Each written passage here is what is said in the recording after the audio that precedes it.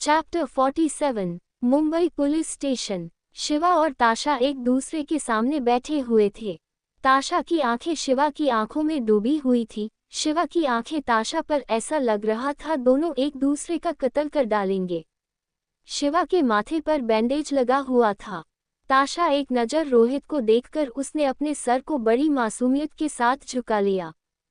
शिवा अपना हाथ टेबल पर मरते हुए, अरेस्ट हर, अभी तक ये लड़की मेरी आंखों के सामने क्या कर रही है? इसे तो मेंटल हॉस्पिटल में होना चाहिए, या फिर सलाखों के पीछे इसने मुझ पर अटैक किया, वह भी सबके सामने दिनदहाड़े। क्या किसी को यहाँ दिखाई नहीं दे रहा? ये सुनकर ताशा खड़ी होकर उसने शिव के कॉलर को पकड़ लिया और चीखते हुए, आए मिस्टर, तुमको छोड़ दिया है तो तुमको क्या लगता है तुम हमको पागल खाना और अपने जैसे चिड़िया घर में भेज दोगे? अरे सलाखों के पीछे तो इसे होना चाहिए, आप लोगों को पता भी है। इसने मुझे उठाकर डस्टबिन में डलवाया था और पिछले 2 दिन तक मैं वहीं पड़ी रही। उससे पहले मुझ पर अटैक किया था। देखो देखो मुझे।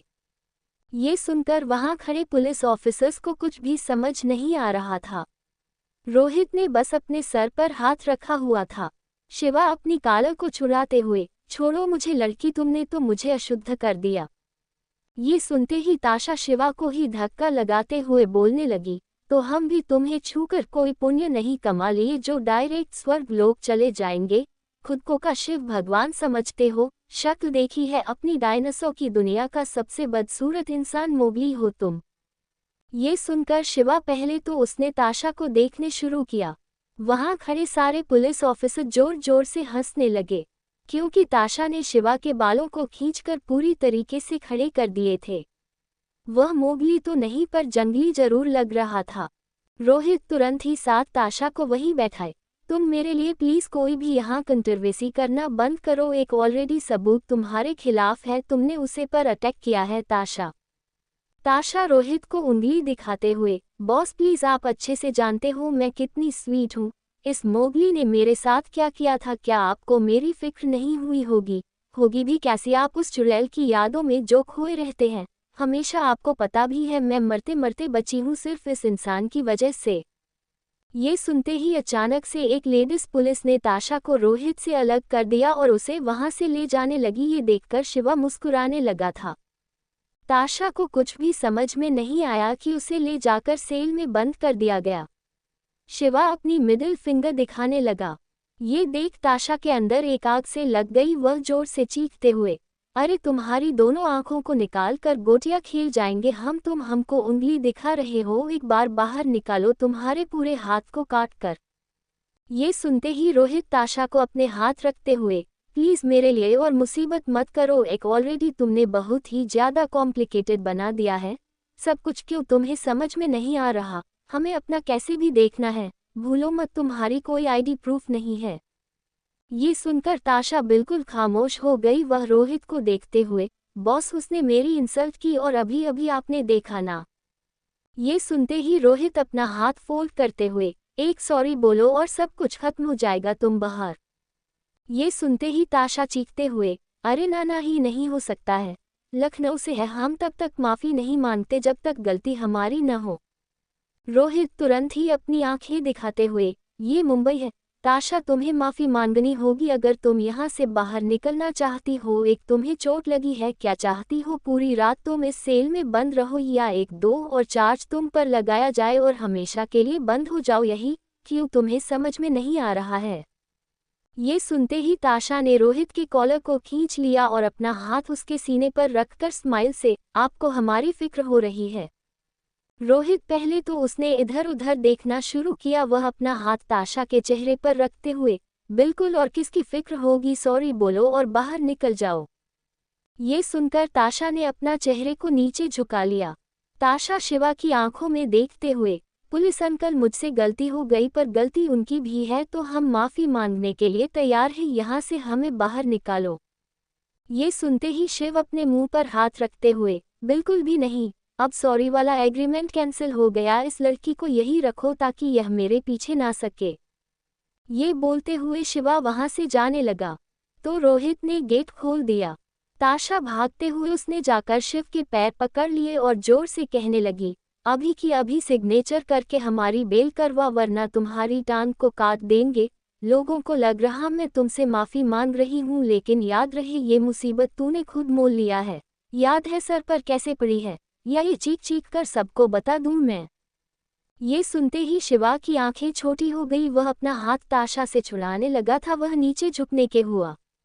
ताशा ने तुरंत उसने शिवा के गले में अपना हाथ डालकर उसके होठों को अपने होठों से थाम दिया और जोरदार बाइट किया। ये देखकर सभी लोग चौंक गए, वहीं रोहित की आंखें फैल गई। शिवा को दर्द और ताशा के छूने से पूरे चक्कर आने लगे थे। वह खुद को ताशा से छुड़ाने की नाकाम कोशिश में लगा था। ताशा किसी चिंगम की तरह उसके गले में ही अपने हाथों को उठा ले लटक कर जोर से चीखने लगी। हाँ, मैं मान गई, मेरे स्वामी की गलती हो गई जो दूर हो गई। पुलिस अंकल, ये हमारी आपसी मामला है, वह आप तो जानते हैं ना, ऐसी छोटी मोटी लड़ाइयाँ हो जाती है।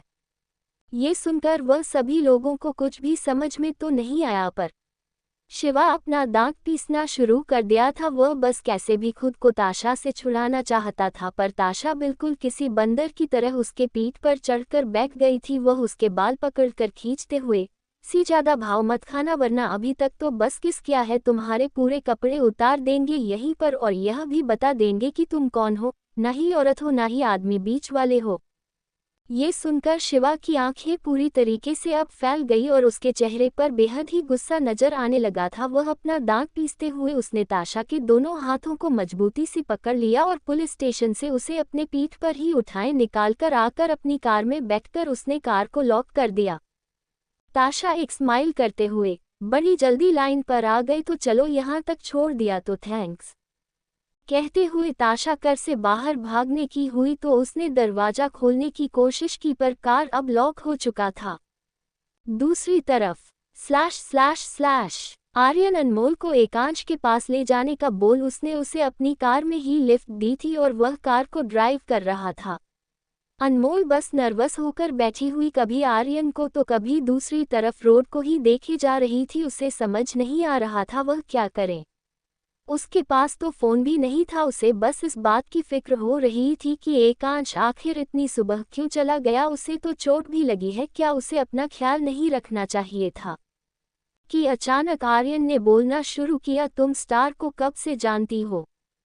ये सुनकर अनमोल पहले तो चौंक सी गई। उसे समझ में नहीं आ रहा था वह आर्यन की इस बात को क्या ही जवाब दे। वह धीरे से, ज्यादा दिन से नहीं जानते, हम कब पहुंचने वाले हैं। आर्यन ये सुनकर कुछ सोचते हुए, बहुत जल्द, कहते हुए उसने तुरंत ही कार को एक सुनसान जगह रोक दिया। अनमोल इस जगह को देखते हुए पहले थोड़ा चौंक सी गई और आर्यन को घूरते हुए, आप ये हमें कहाँ लेकर आए हैं। आर्यन कुछ चेक करते हुए, वह लगता है मेरी गाड़ी का पेट्रोल खत्म हो गया। यहाँ से पास ही एक गोदाम है, वही सूट चल रहा है, तुम चलो मैं गाड़ी को साइड में करके आता हूँ। ये सुनकर अनमोल को कुछ समझ में नहीं आया। वापस पूरे इलाकों को देखने लगे थे, पर वह जानती थी आर्यन एक अच्छा इंसान है, तो वह कुछ सोचते हुए वह तुरंत ही रोड पर अकेले ही पैदल पैदल जाने लगी। आर्यन एक स्माइल से अनमोल को देखने लगा था। अनमोल की नज़र सामने एक विला पर पड़ी जो जंगल के बीचों बना हुआ था, काफी बड़ा और पुराना लग रहा था। वह चारों तरफ देखने लगी, वह कुछ सोचते हुए, यहाँ तो एक भी वैनिटी वैन के साथ कोई नज़र भी नहीं आ रहा है, भला यहाँ सूट कैसे हो सकता है। अनमोल ये सोच ही रही थी कि अचानक उसे किसी की चीखने आवाज आई।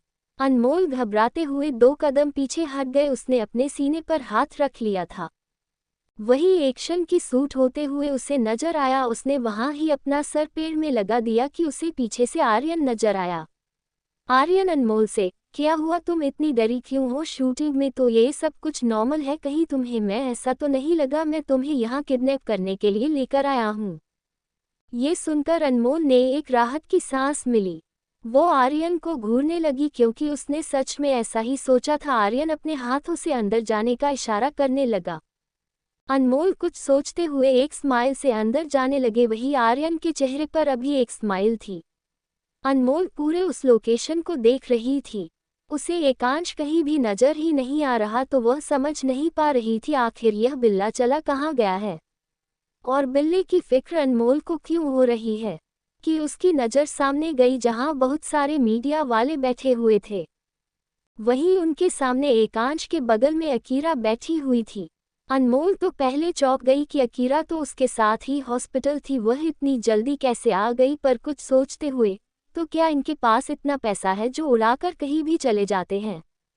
अनमोल ये सोच रही थी। अनमोल की उसकी नज़र एकांश पर पड़ी, पर एकांश ने अनमोल को देखा ही नहीं था कि एक मीडिया वालों ने तुरंत सवाल करना शुरू किया, स्टार क्या सच में आज आपने एंगेजमेंट का सोचा है।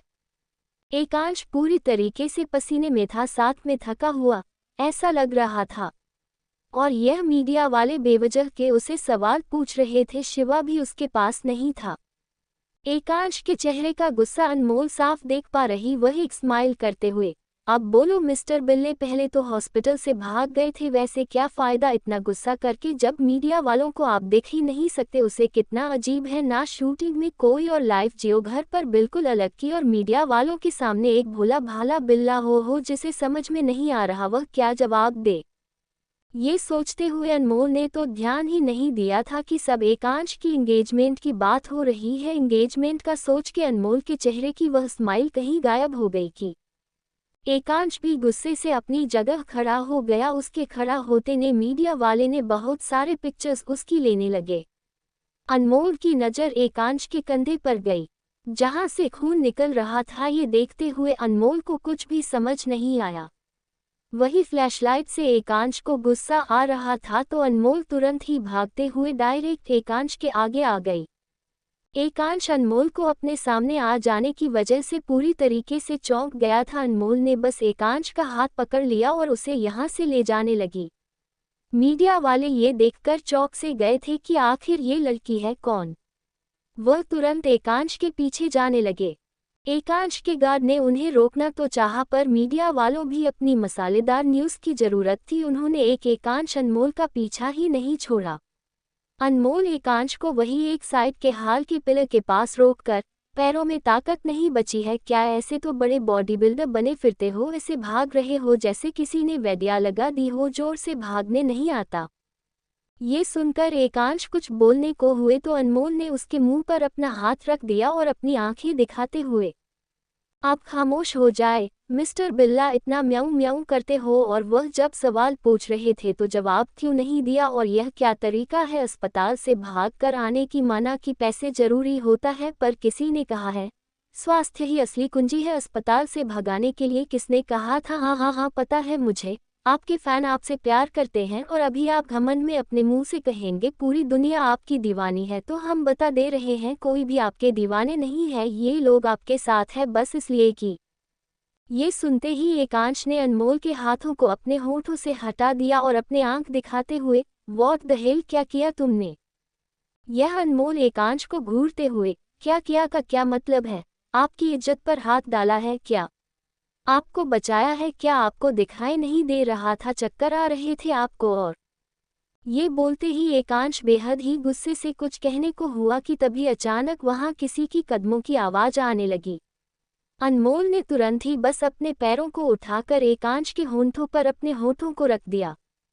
ये देखकर एकांश उसकी आंखें पूरी तरीके से फैल गई। अनमोल भी अपने इस कदम से चौंक से गई थी। तभी अचानक एकांश ने अनमोल को खुद से अलग कर दिया और अपना हाथ झटका कि अनमोल के चेहरे पर एक जोरदार थप्पड़ जा पड़ा। अनमोल वही जमीन पर गिर गई। बाय दोस्तों, मिलते हैं नेक्स्ट एपिसोड में, तब तक लिए अपना ख्याल रखिए और मेरे चैनल को सब्सक्राइब कीजिए। ज़रूरत है।